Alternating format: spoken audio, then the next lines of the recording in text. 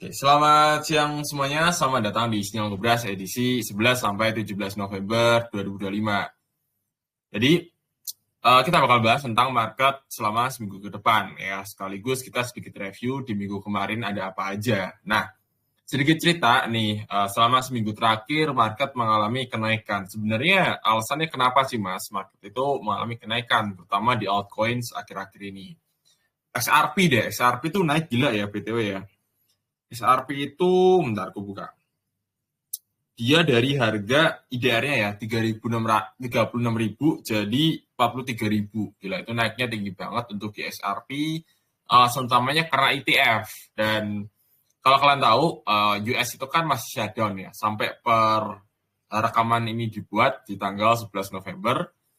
Dan isunya semalam ya tanggal 10 tanggal 9 dibilang bahwa potensi shutdown US itu bakal berakhir segera. Nggak tahu tepatnya tanggal berapa, tapi kita bisa ambil momentum di sini. Orang-orang udah pada price in lah ya. Ini jatuhnya kayak The Fed kemarin memotong suku bunga, orang-orang udah price in, ngelihat bahwa ketika memang kejadian nih shutdown ini terbuka, beberapa altcoin pasti akan mengalami kenaikan. Oh sorry, bukan pasti ya, berpotensi besar untuk mengalami kenaikan.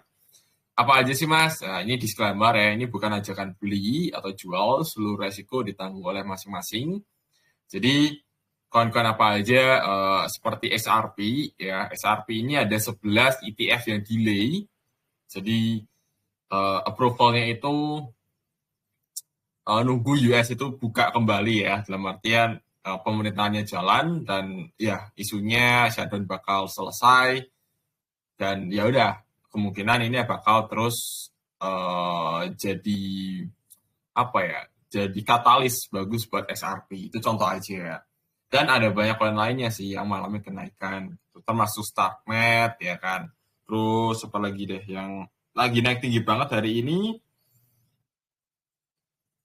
ada Uniswap tapi ada katalis baru sih gitu. Oke, aku bakal tunjukin ke teman-teman, bakal share screen di sini.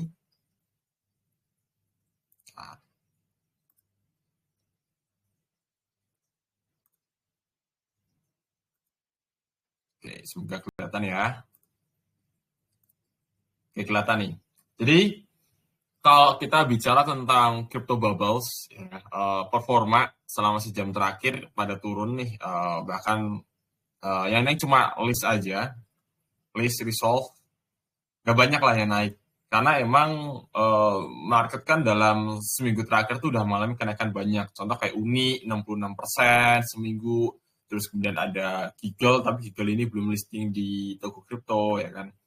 List ini hari ini naik 30% dan ini menyumbang kenaikan secara weekly mungkin adalah ya 20-an% lah.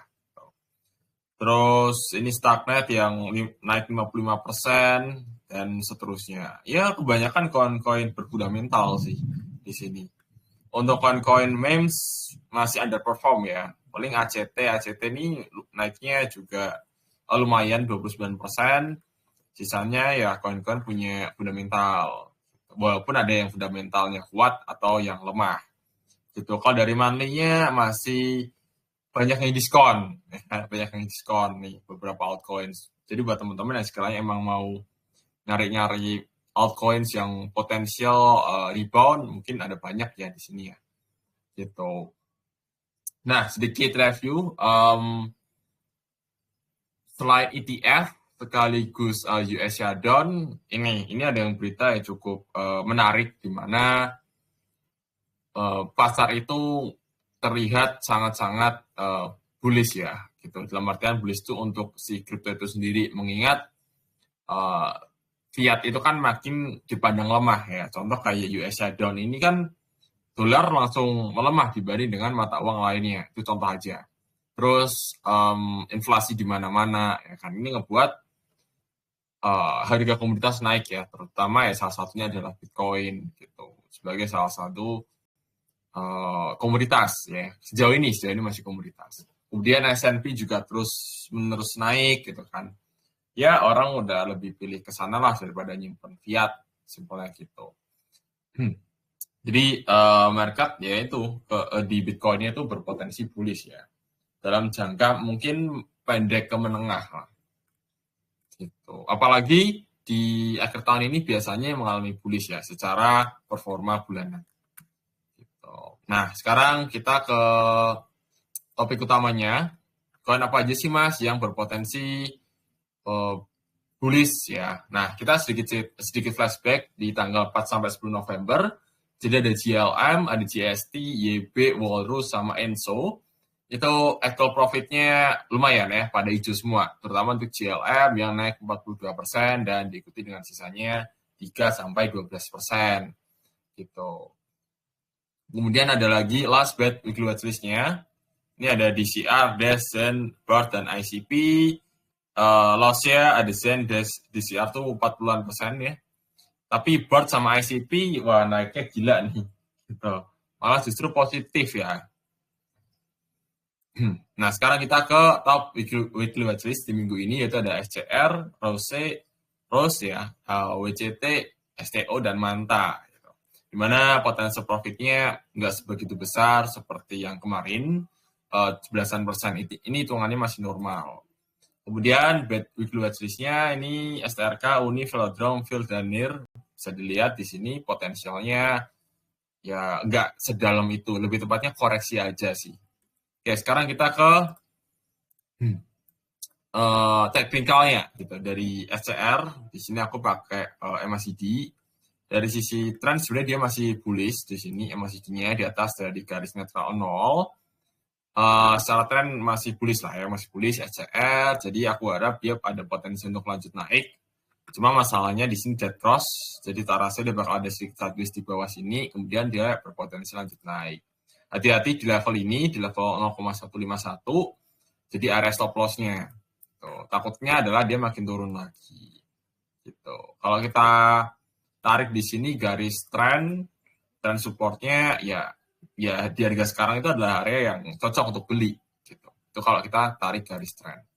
Kemudian ada Rose. Nah, Rose ini kemarin Blackpink ya. Blackpink ke Semarang enggak? Semarang, Jakarta. Ya, canda ya. Jadi bukan karena si Rose datang ke Jakarta tuh enggak gitu. Tapi ya memang market kemarin tuh cukup bullish gitu. Nah, di sini si Rose ini mengalami kenaikan rally yang signifikan. Jujur, sekarang itu masuk ke area distribusi sebenarnya. Ya cenderung ke sideways lah. Ada beberapa level yang ngejaga di sini. Ada 0,0283 di area entry-nya, mungkin kalau di atas lebih dikit di 0,0216. Jadi sebenarnya di area sekarang itu Rose itu masih cukup oke untuk beli dengan alasan volume masih tinggi, MACD masih di trend bullish, walaupun ini tuh turun ya, ini correction. Gitu. Hati-hati kalau dia tuh break dari tren ini, ya tren bullish flag ya, ini hitungannya bullish flag. Kemudian ada WCT ini sama sih, dia udah shifting dari bearish udah menuju ke arah bullish sebenarnya. Volume juga nggak jelek-jelek amat sih WCT, masih terbilang kecil sih sebenarnya sih. Tapi ya oke lah, ada peningkatan volume di sini. Jadi WCT ada potensi untuk naiknya juga nggak yang tinggi banget, paling ke $0,14 aja. Kemudian ada STO. STO ini breakout dari Penan ya. Ini hitungannya apa? Sideways-nya dia lah. Sideways-nya dia. STO ini udah breakout. Harapannya dia bisa lanjut naik lagi. Ini diiringi dengan volume yang cukup oke. MACD juga udah mulai ke arah bullish. Ya mungkin ini STO jadi kandidat yang cukup oke untuk potensi lanjut naik ya. Dari ketiga yang sebelumnya, STO jauh lebih oke ya dari sisi teknikal ya. Kemudian dari Manta. Nah, Manta ini agak hati-hati ya. Pertimbanganku kenapa Manta, karena pertama dia itu sudah break dari, wah ini hujan terus guys. Break dari tren turunnya dia gitu loh, tren turunnya dia ini. Jadi dia breakout, berpotensi untuk lanjut naik lagi gitu kan. Cuma masalahnya ini ada candle merah yang lumayan gede, panjang. Ini artinya seller atau penjual atau yang jual itu jauh lebih banyak daripada orang yang nampung, simpelnya gitu. Jadi agak hati-hati buat Simanta. Pantau dulu aja untuk Simanta. Nah, sekarang kita ke 5 koin berpotensi bearish di minggu ini. Dan disclaimer ya, ini merupakan analisa pribadiku aja, bukan ajakan beli atau jual. Seluruh resiko ditanggung oleh masing-masing. Ini ada Starknet, sama sih. Ini malah udah turun duluan si Starknet. Turunnya sekitar 16%, padahal tadi siang, ya ini candle ini kan mulai jam 11 ya. Tapi ternyata udah turun. Ya oke lah, benar lagi kena target. Ini ada Uni juga sama sih, volume salnya juga gede lumayan, tapi dia itu Uni masih dalam kondisi bullish. Artinya, buat teman-teman yang emang mau masuk ke Uni, masuknya agak di bawah-bawah aja. Itu nunggu dia MACD-nya agak, trennya agak terlalu tinggi ya, agak terlalu over. Gitu. Ini ada Velodrome ini aku melihatnya di sini ada resisten aja sih di level ini. Terus tren juga masih bullish, tak rasa cukup koreksi aja lah. Sama kayak tadi si Uni. Cukup koreksi aja. Ini si Phil ya, Filecoin. Ini udah masuk ke arah distribusi sih menurutku sih. Ini harusnya trennya turun. Mungkin targetnya ke 2,135 untuk si Filecoin. Ini juga sama, Near Protocol. Sini udah breakout. Ya tinggal tunggu aja. Terus MACD di sini udah di area yang cukup tinggi, trennya udah mulai melambat bullishnya, dan ini udah ke arah turun sih penjualan atau taking profit lah simpelnya gitu. Volume juga terus turun, jadi hati-hati aja. Nah, mungkin itu aja ya buat 5 koin berpotensi bearish, dan ini penutup kali ya, yaitu ada US indikator ekonomi, ya ini ada employment rate dan sebagainya macam. Teman-teman bisa cek di TradingView ya untuk detailnya.